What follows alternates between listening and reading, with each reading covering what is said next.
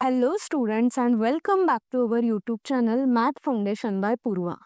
आज आपण या व्हिडिओमध्ये प्रॅक्टिस सेट 5.2 चा क्वेश्चन नंबर 9 आणि क्वेश्चन नंबर 10 सॉल्व करू. तो सगळ्यात आधी आपण प्रॅक्टिस सेट 5.2 चा क्वेश्चन नंबर 9 बघू. सो जो मी स्क्रीनवर लिहिलाय.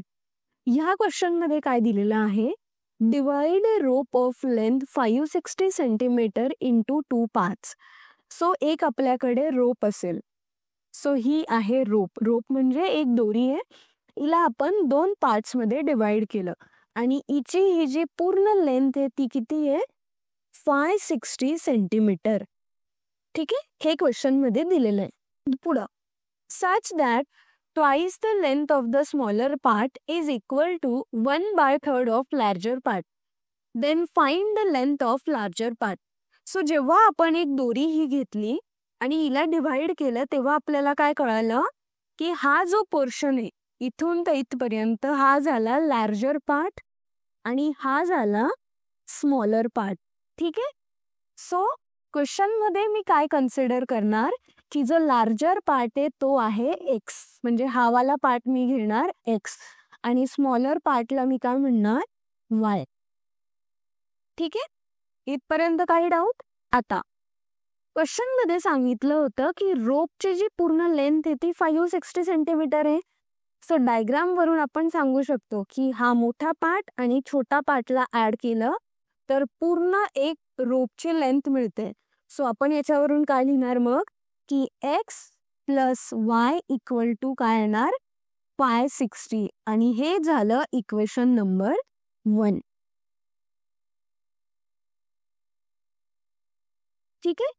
सो हे इक्वेशन नंबर 1 मी इथं लिहिलंय. पुढं सांगितलं होतं twice the length of smaller part. Smaller पार्टला ट्वाइस केलं म्हणजे डबल केलं. स्मॉलर पार्ट काय होतं वाय, याला जर आपण डबल केलं तर is equal to 1/3 of larger part, म्हणजे 1/3 लार्जर पार्ट आहे एक्स. आता हा 3 आपण ह्या साईडला घेऊ तर तो होणार मल्टिप्लिकेशन मध्ये आणि इथं होणार 1x.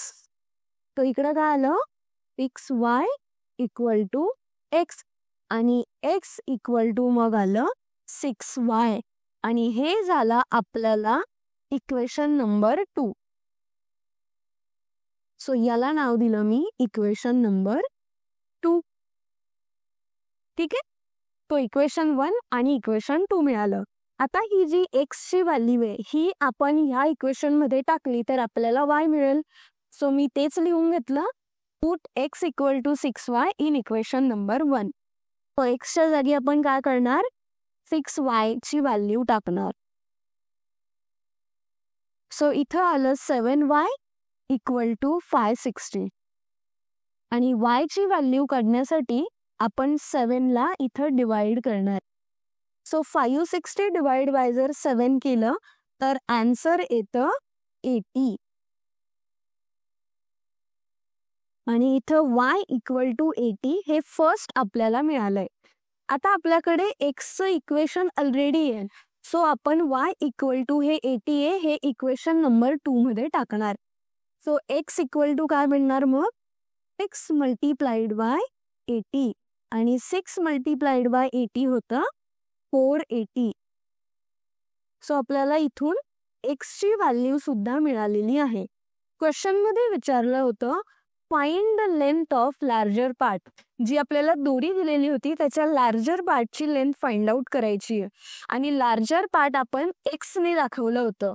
सो इथं आपण लिहिणार की या लार्जर पार्टची लेंथ काय आहे 480 सेंटीमीटर आणि हे आपलं आन्सर आलंय. सो अशा पद्धतीने आपण हा प्रॉब्लेम सॉल्व्ह केलेला आहे.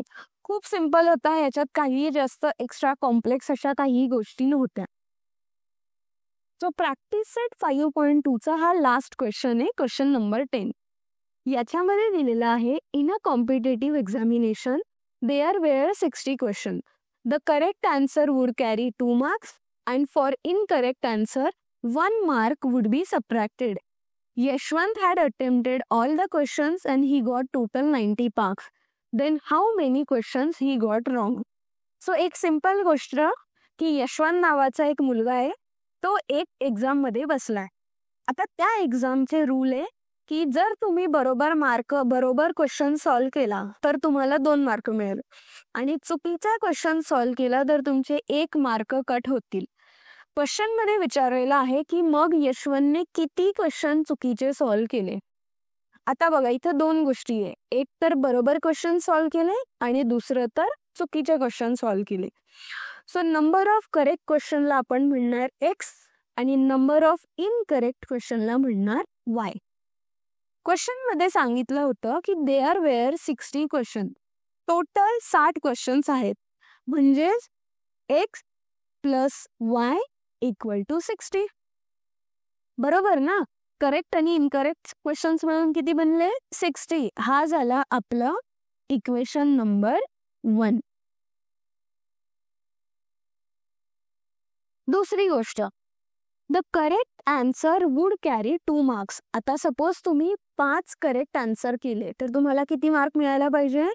प्रत्येकाचे 2 मार्क, म्हणजे 5 गुणिले 2 which is equal to 10. So correct question solve केले तर 10 मार्क्स आले.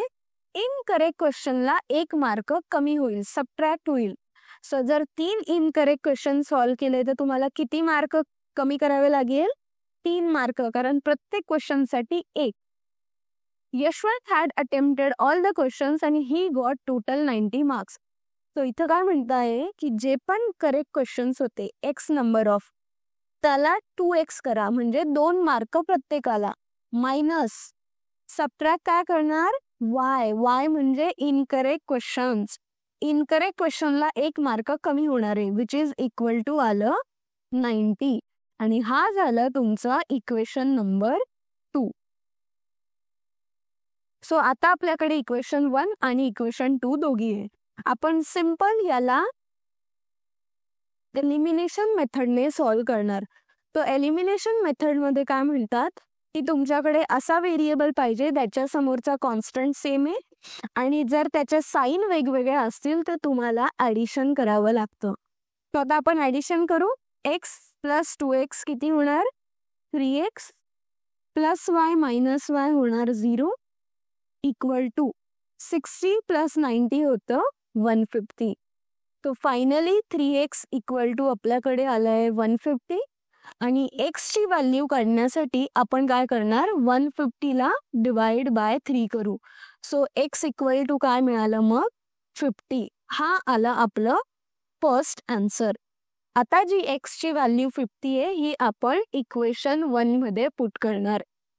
सो इथं आलं 50 प्लस y इक्वल टू 60 आणि y ची व्हॅल्यू काढण्यासाठी सिंपल 60 मायनस 50 करणार.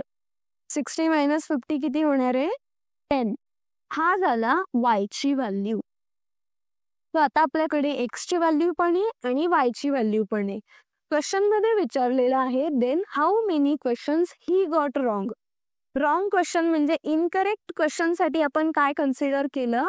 y. आणि म्हणून नंबर ऑफ इनकरेक्ट क्वेश्चन्स किती होते त्याने केलेले? 10. तो अशा सिंपल पद्धतीने आपण हा प्रॉब्लेम सॉल्व्ह केलेला आहे.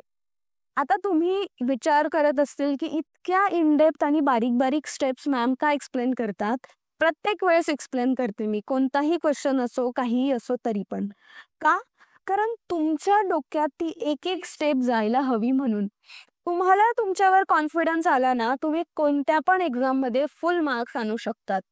त्याच्यासाठी तुम्हाला प्रत्येक स्टेप समजणं खूप इम्पॉर्टंट आहे. जर तुम्हाला कुठेही डाऊट आला तर प्लीज कमेंट सेक्शन तुमच्यासाठीच ओपन आहे, तिथं लिहा.